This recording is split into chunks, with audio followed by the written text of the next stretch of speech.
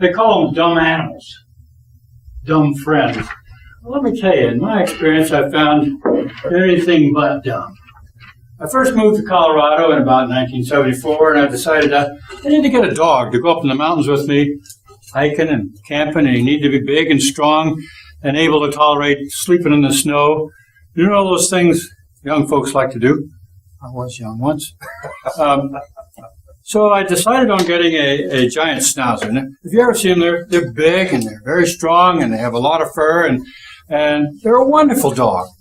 So I looked around and I found a breeder and they shipped the dog to me and he came in this huge crate, although he's only 12 weeks old. So I looked in the crate and opened the door and he was sitting in the back, just a little fuzzball.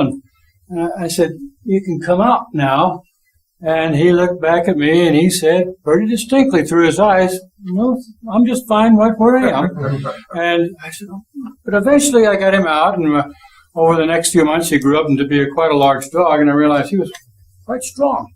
And I needed to get him trained, so I sent him off to Thoreau Kennels on the other side, on the east side, west side of town, and they gave him 2 weeks to try to train him and make him mine. Well, I got there after 2 weeks, and they said, "We just can't teach this dog anything. He's just too hard-headed, so too difficult." I said, "Boy, I've grown to attach to this dog. I need to train him." So I enrolled both of us, and I called him Tyr. Tyr was his name, and I enrolled Tyr and me in his class on obedience, and spent the next 6 months going every other week to class in the evening and spending the evenings teaching him to be obedient. And then I thought I was really making progress, so I decided I was going to enter us in an obedience trial. Now, I don't know if you've ever been there, but there are a lot of dogs, and you get in the rink, and you're supposed to show how well trained your dog is. Well, sure enough, we tied for first place, and I was really so proud. And unfortunately, this meant we had to have a runoff.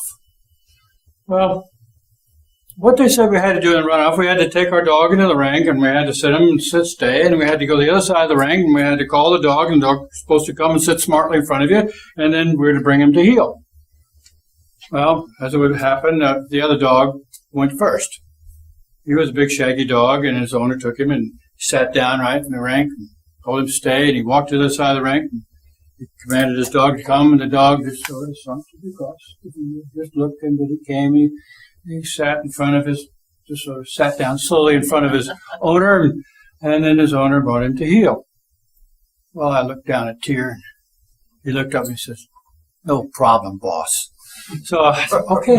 So I got him in there in the ring, and I sat him down in the ring, said, "Stay," and I went to the other side of the ring, and I called him, "Tyr, come."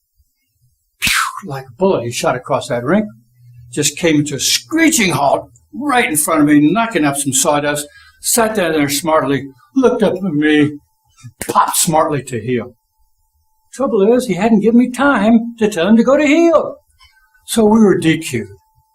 And I'm going, oh man, I'm looking up at the scoreboard, and all of a sudden I hear this psst. And I looked down, and Tyr had lifted his leg, and he was pissing on my boot. Please don't tell me dogs are dumb.